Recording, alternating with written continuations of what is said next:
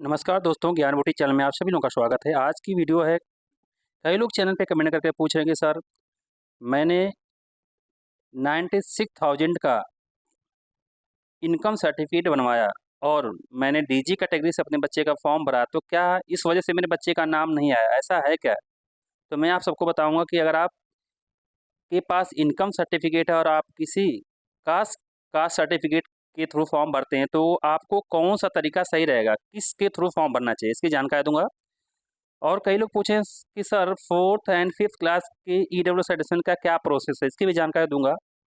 कई लोग अभी भी तीसरी लिस्ट का वेट कर रहे हैं, इसकी भी जानकारी दूंगा। ये सारी जानकारी जानने से पहले जो लोग चैनल पे पहली बार आए हैं, चैनल को सब्सक्राइब कर दें। वीडियो अच्छी लगी तो इसे लाइक करें, शेयर करें, कमेंट करें, बताएं कि इन्फॉर्मेशन आपको कैसी लगी। सबसे पहले मैं बताना चाहता हूँ कि जो लोग जिनके पास इनकम सर्टिफिकेट हो लेस देन 1 लाख का साल भर का, और पूरी फैमिली की इनकम मिला के 1 लाख से कम हो, और वो किसी कैटेगरी के थ्रू आते हैं, जैसे डीजी कैटेगरी के यानी डिसएडवांटेज ग्रुप यानी एससी कैटेगरी, एसटी कैटेगरी या ओबीसी कैटेगरी या किसी कैटेगरी से आते हैं, तो क्या उनको ईडब्ल्यूएस के थ्रू फॉर्म भरना चाहिए, इनकम सर्टिफिकेट के थ्रू या कास्ट सर्टिफिकेट के थ्रू? तो मेरा ये पर्सनल रिकमेंडेशन है कि देखिए, आप अगर किसी कैटेगरी से हैं तो कैटेगरी सर्टिफिकेट से भी फॉर्म भरेंगे तो भी कोई फ़र्क नहीं पड़ता है।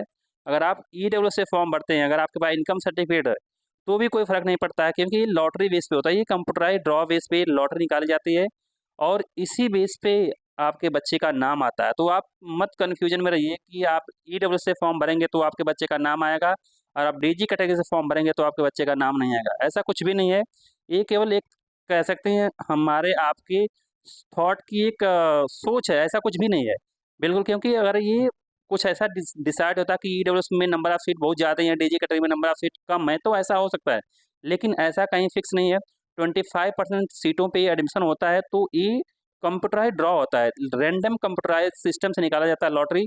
तो जिसका नाम आना आता है आ जाता है, चाहे आप डीजी से भरें चाहे ईडब्ल्यूएस से। तो आप बिल्कुल कन्फ्यूजन में नहीं है। अगर आप किसी कैटेगरी से हैं तो कैटेगरी से ही फॉर्म भरिए तो ज़्यादा सही रहेगा। अगर आपके पास इनकम सर्टिफिकेट तो आप ईडब्ल्यूएस से भरिए, कोई दिक्कत की बात नहीं है, नाम आना होता था आ जाता है। रही बात 4th एंड 5th क्लास की ईडब्ल्यूएस एडमिशन प्रोसेस, देखिए अभी ईडब्ल्यूएस डीजी के 2025 सत्र के फॉर्म फरवरी में निकलेंगे, तो उसके जस्ट बाद ही सेकेंड क्लास से लेकर 9th क्लास तक के फॉर्म निकलते हैं, जिनको बोलते हैं ईडब्ल्यूएस फ्री शिप के नाम से जाना जाता है। उसकी जानकारी मैं दूंगा जैसे कुछ अपडेट आएगा मुझे। तो तीसरी लिस्ट की अभी तक कई लोग वेट करें, बहुत कमेंट आता है, डेली आता है। तो मैं सबको बताना चाहता हूँ कि तीसरी लिस्ट अब तक आ जानी चाहिए, लेकिन फेस्टिवल की वजह से डिले हो रहा था, और जहाँ तक संभावना कि विद इन 1 वीक रिजल्ट आने की पूरी संभावना नहीं, तो आप भी समझिए कि नवंबर लगभग, आज 10 तारीख है और 15-20 दिन बाद नवंबर खत्म हो जाएगा और फिर नए सेशन का फॉर्म निकल जाएंगे। तो मात्र मान के चलिए कि within 1 week third list आने के पूरे चांस है। और इसके अलावा अगर आपको कोई भी जानकारी चाहिए तो कमेंट सेक्शन में कमेंट जरूर करना। और मैं आप सबसे फिर से पूछ रहा हूँ, अगर आप भी अपने बच्चे का दिल्ली के प्राइवेट स्कूल में एडमिशन कराना चाहते हैं तो सारे डॉक्यूमेंट्स रेडी रखिए।